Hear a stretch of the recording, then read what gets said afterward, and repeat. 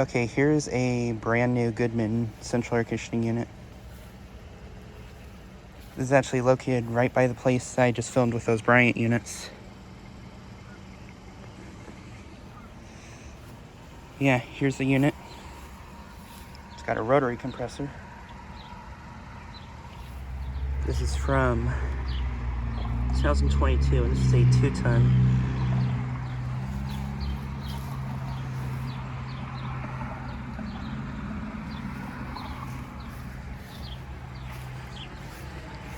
And then right here is a Nordyne unit of some kind.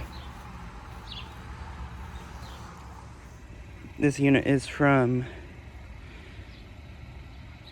2000, I think. And then I'm not sure how many tons it is. And this has a reciprocating compressor.